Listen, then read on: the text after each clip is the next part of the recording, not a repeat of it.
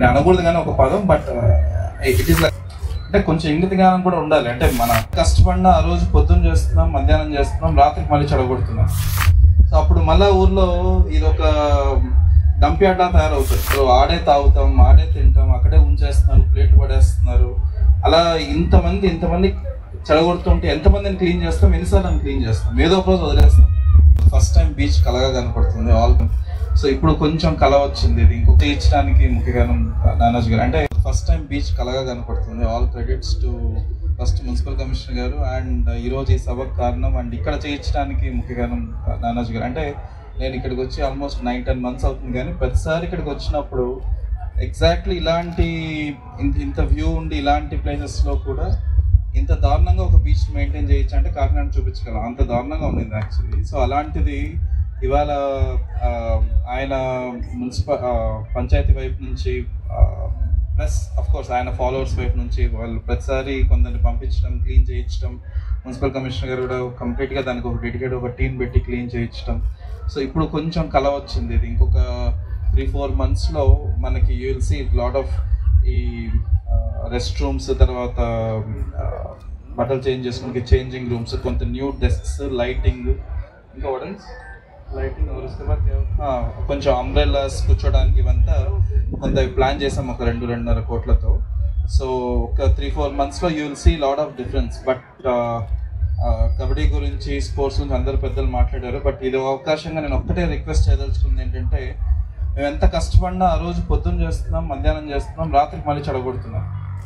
అంటే కొంచెం ఇంగిత జ్ఞానం కూడా ఉండాలి. అంటే మన అందరూ చదువుకోబోయి ఉండొచ్చు, కానీ మన ఇల్లు ఎలాగో ఇదంతే కదా. ఇప్పుడు రేపు మళ్ళీ ఇదే ప్లేస్కి వచ్చి ఇక్కడే కూర్చుంటారు, ఆడే తాగుతాం, ఆడే తింటాం, అక్కడే ఉంచేస్తున్నారు, ప్లేట్లు పడేస్తున్నారు.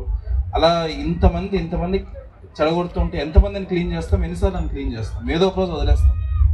సో అప్పుడు మళ్ళీ ఊర్లో ఇది ఒక డంప్యార్డ్లా తయారవుతుంది, బీచ్లా ఉండదు. సో దయచేసి ఈ సందర్భంగా అన్న సో అందరికీ నా వైపు నుంచి ఒక రిక్వెస్ట్ అనుకోండి, ఇంకోటి అనుకోండి. బట్ ఇంత బ్యూటిఫుల్ ప్రాపర్టీ ఒకసారి మీరు రాయలసీమ వైపు చూస్తే, నేను ఫస్ట్ టైం మా అమ్మ నాన్న తీసుకొచ్చినప్పుడు బీచ్ చూపించినప్పుడు, ఎప్పుడు బీచ్ కనపడిన కడప వాళ్ళకి ఫస్ట్ టైం బీచ్ చూపిస్తే ఎంత ఆనందంగా ఉంటుందో నాకు తెలుసు, నేను పర్సనల్గా చూసాను. అలాంటిది దగ్గరలో పెట్టుకొని దాన్ని ఒక డంప్యార్డ్లా తయారు చేస్తాం.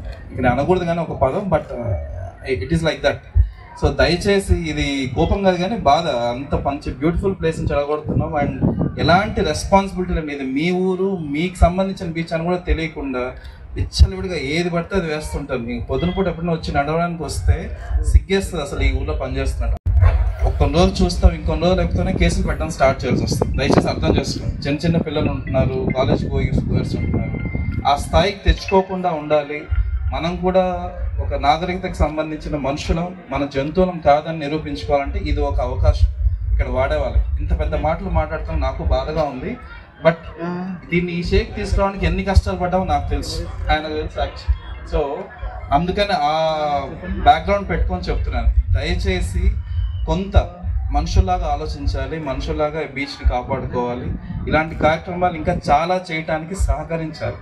మీరు చెడగొడుతూ పోతే చేయడానికి ఒక స్థాయి తర్వాత శక్తి ఆగిపోతుంది గవర్నమెంట్ కూడా. సో దయచేసి అర్థం చేసుకుంటారు. అండ్ ఇది ఒక రిక్వెస్ట్ అని చెప్తూ